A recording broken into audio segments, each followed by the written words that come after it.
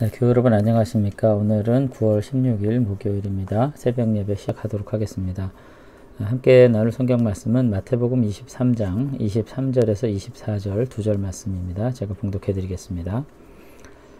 화 있을진저 외식하는 서기관들과 바리새인들이여, 너희가 박하와 회향과 근체의 11조는 들이되 율법에 더 중한 바 정의와 긍휼과 믿음은 버렸도다. 그러나 이것도 행하고 저것도 버리지 말아야 할지니라. 맹인이 된 인도자여, 하루 살리는 걸러내고 낙타는 삼키는도다. 아멘. 네, 오늘은 이제 서기관들과 바리새인들의 외식의 한 단면으로서 11조에 대한, 11조의 정신은 왜곡된 채 물리적인 11조에 대한 강조만 계속해서 주장하는 바리새인들이 갖는 어떤 문제들에 대해서 오늘 예수님께서 지금 심판의 메시지를 전하는 것을 오늘 볼 수가 있습니다. 중요한 건 그거죠. 이제 우리가 성경의 규정을 우리가 어떤 원칙으로, 법으로 우리가 지킬 때, 제가 이제 구약의 말씀도 그렇고 성경은 법이다. 특별히 모세오경, 토라는 성도들이 어떤 준수해야 될 법의 문제를 지금 거론한 것이다. 오늘 제가 그렇게 말씀드린 바가 많이 있습니다. 그러나 어쨌든 이것이 고대의 법이니까 그 법을 그대로 문자적으로 지켜서는 이제 굉장한 문제점들이 이제 드러나겠죠. 우리도 이제 헌법이 있고 그 헌법의 정신을 따라서 형법, 산법, 민법 이거 계속해서 개정하고 추가 보충하고 이제 의회를 통해서 이제 그렇게 하시는 거잖아요.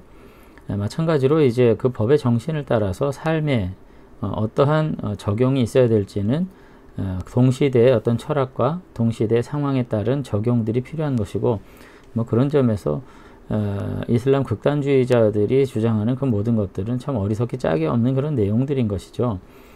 그러나 어쨌든 예수님 당시 때도 율법의 정신에 따르는 삶이 중요한 것이지, 그 규정을 더 강화하고 그 규정을 더 어려운 것으로 만들면 그것이 하나님 앞에 의가 되고, 그 하나님 앞에 전달된 의로 인해 가지고 하나님께서 자기 백성들을 향하신 언약을 성취하게 해 주신다고 하는 이런 굉장히 그 도식적인 믿음이 바리새인들에게 이게 굉장히 있었고요. 이와 같은 도식적인 믿음 때문에 율법 준수가 불가능한 다수 백성들이 양산되고, 이 백성들은 그 스스로 그 삶 자체가 율법을 지킬 수 없는, 율법의 규정에서 멀어지는 그런 이류 시민으로 전락하게 되는 이와 같은 곤란한 상황들이 계속해서 벌어졌다는 점에서 예수님께서 성경과 구약을 부정한 것이 아니라 그 율법의 정신에 대한 오해, 그리고 그 왜곡된 태도들로 인해 가지고 다수 백성들의 삶을 핍절하게 만들어버린 이 서기관과 바리새인들에 대한 문제를 계속해서 지적하고 있다는 점을 우리가 이제 살펴볼 필요가 있을 것 같습니다.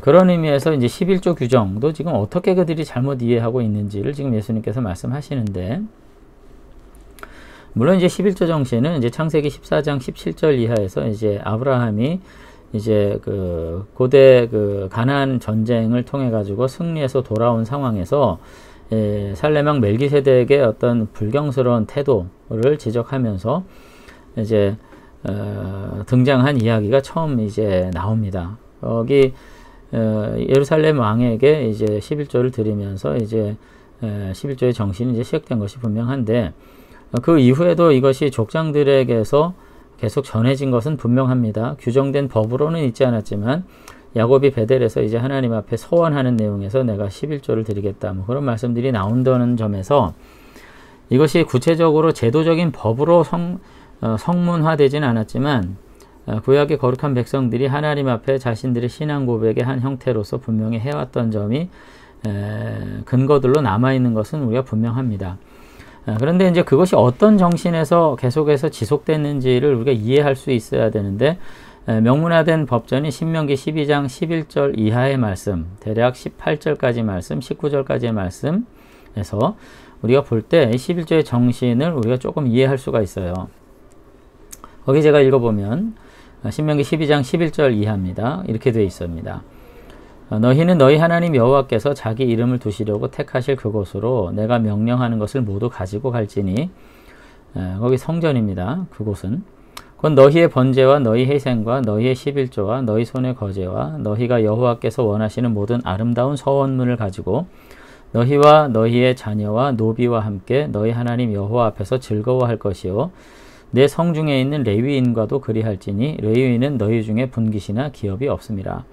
너는 삼가서 내게 보이는 곳 아무 데서나 번제를 드리지 말고 오직 너희 한 지파 중에 여호와께서 택하실 그곳에서 번제를 드리고 또 내가 내게 명하는 모든 것을 거기서 행할지니라.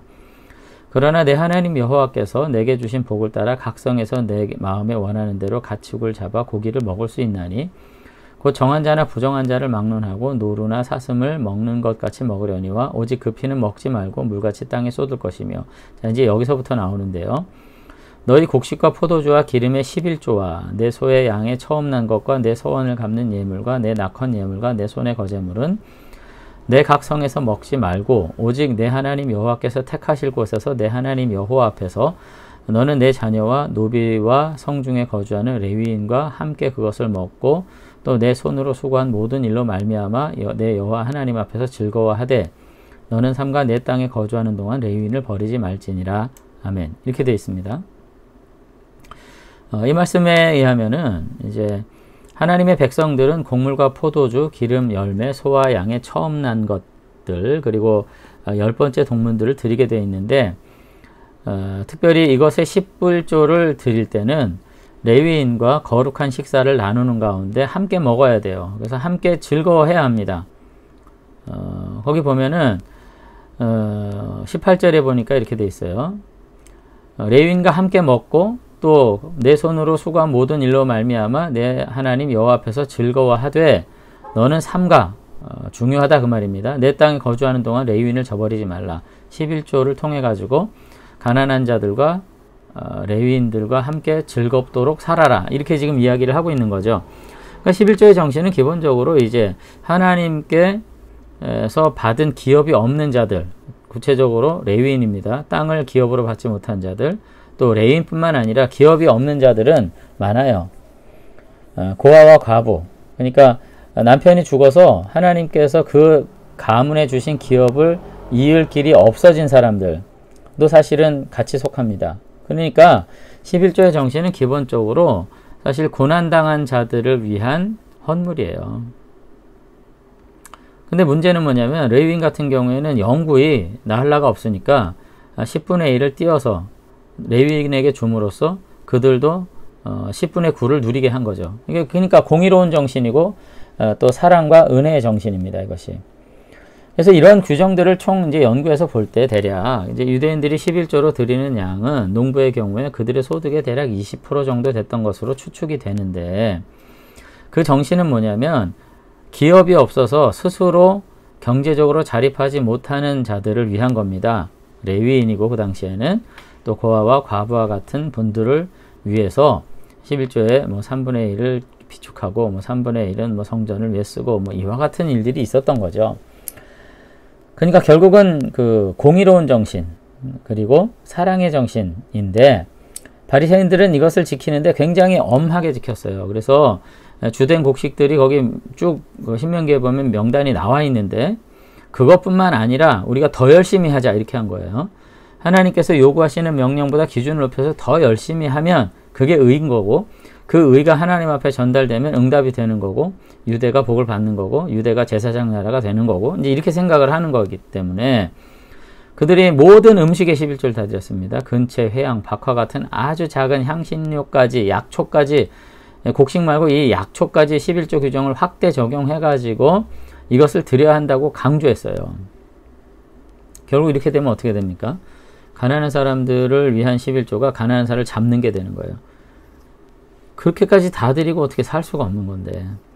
그렇게 되면 정죄의식에 빠지게 되고 그것이 성경의 정신하고 강조함으로써 결국 성경의 정한 규정을 지키지 못하는 자들은 하나님의 기업에서 떨어져 나가는 거거든요.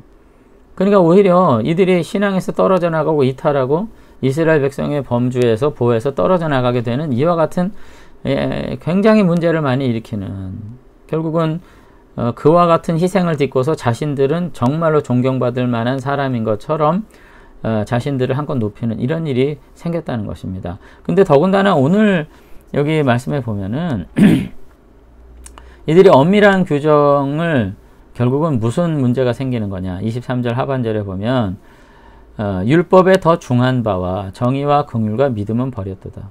이렇게 함으로써 너희들이 율법의 정신, 아까도 제가 말씀드렸지만 공의로운 거, 그리고 자비와 믿음이라는 이 세 가지 요소가 다 무너졌다는 겁니다. 그렇게 아주 세밀한 규정을 통해서, 강화된 규정을 통해서 11조를 드리는 것만이 정당한 11조다. 온전한 11조. 우리도 이 말 많이 하죠. 뭐 어떻게 해야 온전한 11조입니까? 소득의 10분의 1 드려야 됩니까? 아니면 우리가 벌어들인 것에 총 수입의 11조를 드려야 됩니까? 총 매출의 11조를 드려야 됩니까? 뭐 이런 질문 저한테 하신 분들 과거에 많이 있었어요. 결국 11조의 정신은 사실은 왜 그렇게 강조하게 되나요? 온전하게 해야만 복을 받으니까 그런 거예요. 근데 정말 그렇게 성경이 가르칩니까? 저는 그런데 정말 집중하고 그런데 강조점이 있는 게 아니고, 그 11조는 결국은 공정한 분배, 그리고 공효, 그리고 하나님을 향한 신앙 고백, 여기에 있다고 저는 보지요. 그러니까 결국은 이와 같은 공감이 이루어질 수 있도록 제도화해야 되는 겁니다.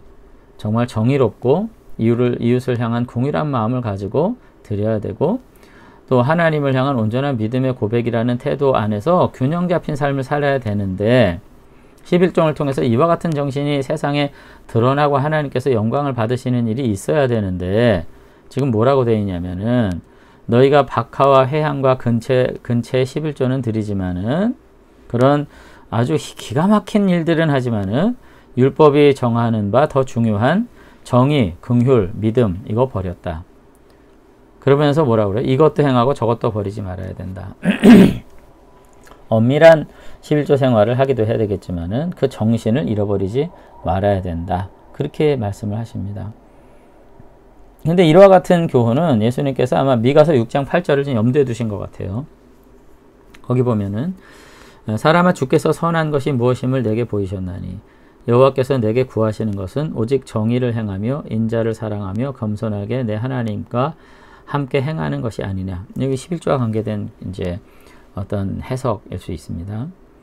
결국은 이와 같은 정신이 정말로 필요한데, 오히려 규정을 강화하기만 하고 정신은 다 버렸다 너희들은, 이렇게 말하십니다. 그러면서 이 서기관과 바리새인들의 율법 준수가 규정이 얼마나 정말 맹점이 많은지를 24절에도 말하는데, 맹인된 인도자여, 이 바리새인과 서기관들을 지금 말씀하십니다. 하루살이는 걸러내고 낙탄을 삼키는도다.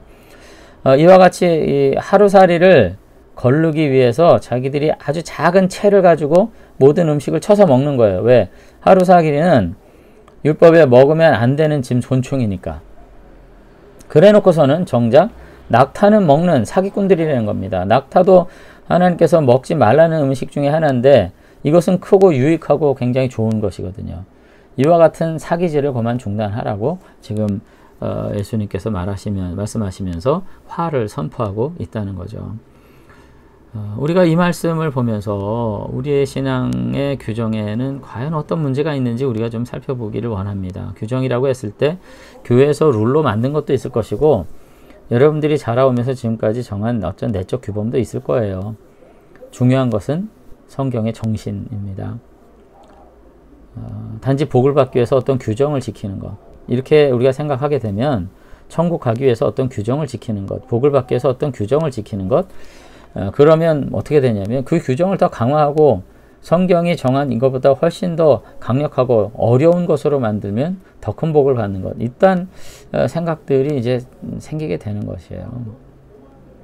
절대로 성경은 목회적 규범으로서 교회가 재정을 세우기 위한, 또 하나님께 우리 개인이 복을 받고 우리가 천국에 가기 위한 수단이 아닙니다. 이와 같은 삶을 살았을 때 모든 인류가 행복하고 하나님께 영광을 받기 때문에 이렇게 하시는 거예요. 이 11조의 정신 안에서 우리가 교회를 섬길 뿐만 아니라, 교회는 이와 같은 정신 안에서 모든 공동체를 부여하고 유익하게 하는 존재들로, 질서로 자리 잡아야 되는 것이 분명합니다. 오늘 우리는 다시 한번 왜 믿음을 가지고 있는가, 왜 성경을 읽는가, 오늘도 왜 새벽 기도를 드리고 왜 말씀 묵상하는가 생각할 수 있게 되길 바랍니다. 오늘 이와 같은 성경에 어떤 규정이 있을 때는 그 규정을 통해서 우리가 스스로 의로움을 증거하거나 천국을 우리가 소유하거나 축복을 소유하거나 하는 것이 아니라 오늘 이와 같은 삶이 인간된 삶의 본질이고 기본이기 때문에 하나님께서 요구하시는 것임을 우리가 기억하면서 이 규정 안에서 정말 하나님께서 요구하신 것은 공의로운 삶과 이웃을 향한 긍휼의 마음과 그리고 하나님을 향한 절대 의존과 신뢰의 마음이라는 것을 기억하면서 우리들이 11조를 드리더라도 그와 같은 믿음 안에서 우리가 하나님 앞에 즐거이 드리는, 그리고 그런 정신으로 우리의 삶을 다시 한번 하나님 앞에 드리는, 이웃을 바라보고 살아가게 되는 그와 같은 은혜가 있었으면 좋겠습니다. 그래서 정말 공의로운, 그리고 긍휼을 가지고 세상을 대하는, 그리고 믿음을 가지고 하나님을 섬기는 거룩한 백성으로서 우리가 살아가면서 하나님의 나라에 합당한 자들로서 영광 돌리게 되는 은혜가 있게 되기를 주의 이름으로 축원합니다. 한번 기도하겠습니다. 네, 하나님 아버지, 우리가 신앙을 이어가면서 교회에서 배운 규정들, 그리고 우리 내면의 고백을 통해서 만들어낸 여러 가지 가치들, 서원들, 그 동기가 무엇인지 짚어보게 되길 원합니다.